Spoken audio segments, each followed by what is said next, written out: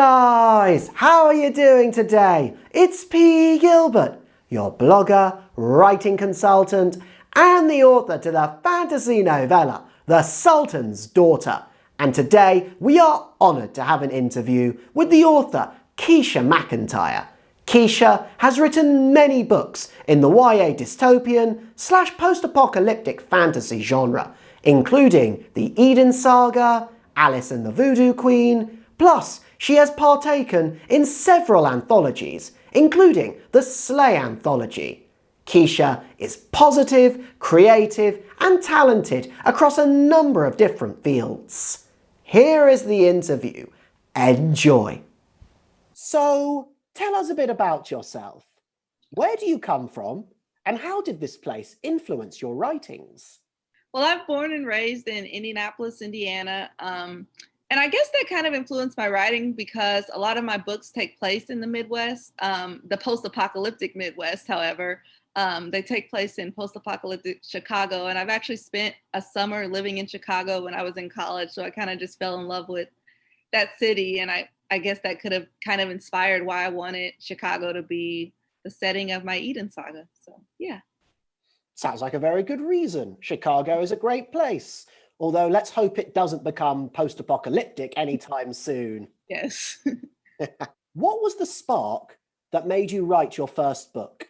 I would definitely say, honestly, just a love of reading books kind of made me write my first book. Like as a small child, I remember my dad got me the Chronicles of Narnia, like a giant book with all of those in it. Then after I read it, which I read it so quickly after ignoring it for so long, I literally got like one of those school notebooks and just started writing my own little story about a girl who went to another world or something. So, yeah, and I also would just say the genres that I like I've always loved like fantasy books and like dystopian books. So I would say those genres and just inspiration from books that I've read and loved kind of brought me to writing Saving Eden. So yeah. You are also a journalist, social media manager, web designer, video marketer, and a public relations specialist. You are incredibly talented and extremely hardworking. Dabbled in a few things. You don't sound like you're just dabbling. You sound like you've got a lot of expertise. In what ways have your professions helped you in terms of being an author? I would say that it's definitely helped me with discipline. Like when you write I've written for a local newspaper and just learning to stick to those deadlines, get things out on time. And keep up with different aspects of it because you have to balance like writing with actually promoting it and social media and things of that nature. Also just being able to learn like transferable skills. Like as an author, I've like started an author newsletter or started like a Facebook group where I could connect with readers and other writers. So those are some transferable skills that I've been able to even use in my current position as like a PR professional at my city's local library. So yeah. That's amazing. It sounds like all of your jobs go hand in hand perfectly. You are the ideal person to be an author, social media manager, journalist, public relations specialist, etc. and so on. Does journalism and fiction writing go hand in hand for you? They're very different styles of writing. I kind of have to turn my brain off from like journalistic writing or PR writing before I can like go back into like fiction writing mode. So I kind of would say that it's good to have a little bit of separation there, and like being able to write fiction just gives me that like creative outlet to just be a little more creative in the types of stories I tell, just make up whatever comes into my head, and it's fun that way. So yeah. You have written many books in the YA fantasy genre. What three things inspired you to write in this genre in particular? I would say it's mainly the books that I fell in love with growing up. I used to love dystopian books and fantasy books. Like I remember like reading anything I could find by like Scott Westerfield or Meg Cabot. And then I guess just wanting to add my own spin on those type of stories, being able to tell stories about places that I've been to and people who might not get like that type of shine in some of those stories. So yeah. Your books have received some amazing reviews online. Congratulations. You deserve it all, honestly. Why do you think your readers have enjoyed reading your books so much? Well, I appreciate the fact that they enjoy them. But I would say I just try to kind of break the mold of what you see in those type of stories sometimes. Like a lot of times with dystopian books, there's like characters who are very like hard and tough. And I kind of try to make like softer characters kind of contrast against that environment a little bit. I also think like a lot of good dystopian stories kind of reflect on current issues and um, like Finding Eden was like kind of my attempt at making sense of like kind of how polarized the world has becoming and like making two characters who are completely opposite and pushing them on an adventure together.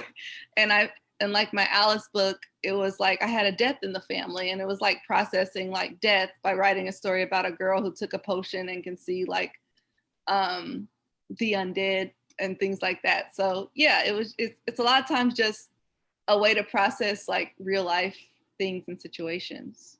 First, I want to say I'm very sorry to hear about the death in your family, and I hope you're doing okay on that front. And second, those are brilliant reasons for why people have enjoyed reading your books so much. Oh, thank you. Which of your characters is the most like you and how? I would say I'm a little bit in all of my characters, but I do say I adore my character Angela, just because she's so like optimistic and caring and just wants to make the world better. And I don't know if that's how I am, but that's how I want to be. So I just love Angela's character. But yeah, I definitely think I put a bit of my personality and the personalities of people that I know in my characters. I have every faith that you do try to make the world and the people around you better. So on that front, I'm sure Angela has a lot in common with you. Thank you. On a meta level, what do your stories mean to you? I would say it's kind of cool to know that something that started like as an idea in my mind now exists in like a physical format for other people to like consume and read, even if I'm not there. Like when you get on like the Amazon platform, you can kind of see where your book is. I'm like, someone from another country is like has my book somehow. Like it's just on a meta level, I'd say that's kind of cool.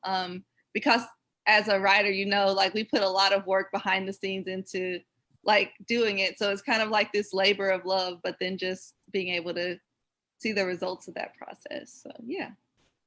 We most certainly do put in a lot of work behind the scenes. And I agree with you. It is really cool to see what you've come up with in a book. Mm-hmm. If you could go back in time and speak with your younger self, what advice would you give her about the writing process? Just keep doing it is what I would say. Like, I've always loved writing, but there's a lot of times where I've struggled with like the technical aspects of it.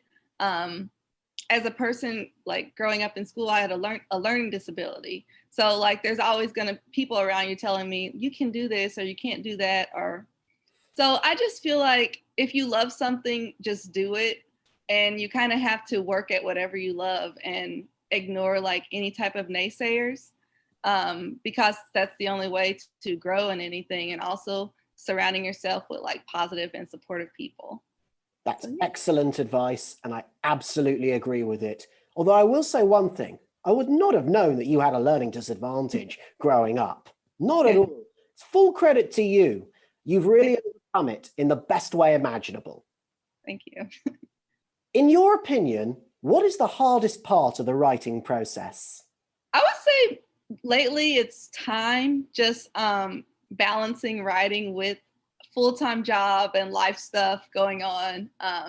So I think my goal like is just to be more disciplined with like setting down like, okay, even if I can only write a short amount of time today, still get that writing time in to keep the process moving. And I think I've been doing better at that, but I got to get the next book out. So I got to get even better at that.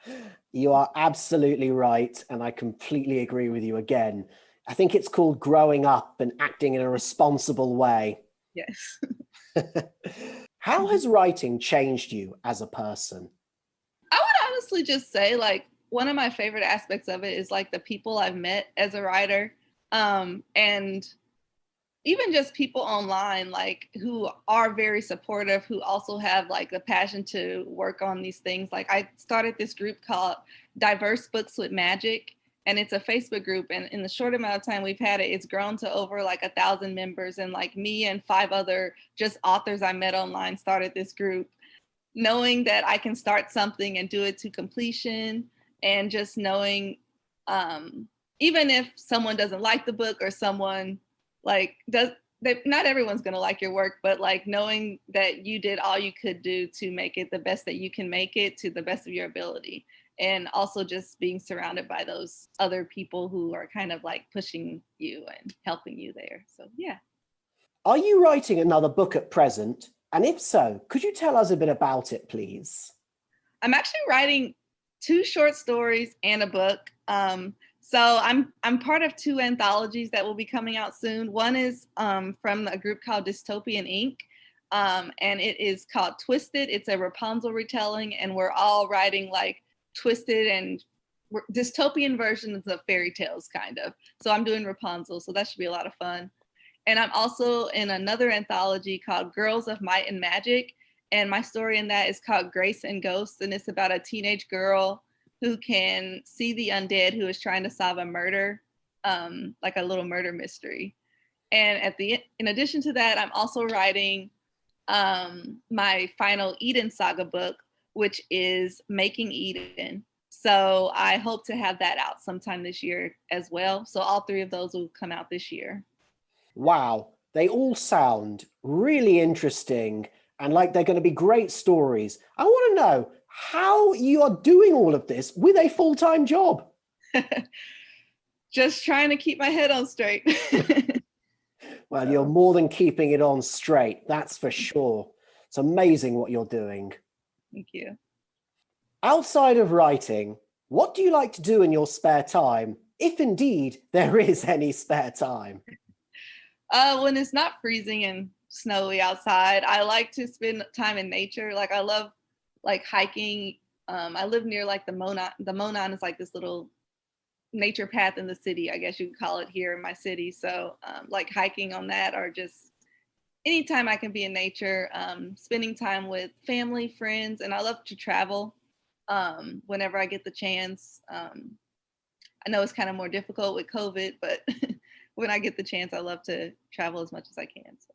Lastly, and I cannot believe we're on the last question already, is there anything else you would like to say that you haven't already in this interview?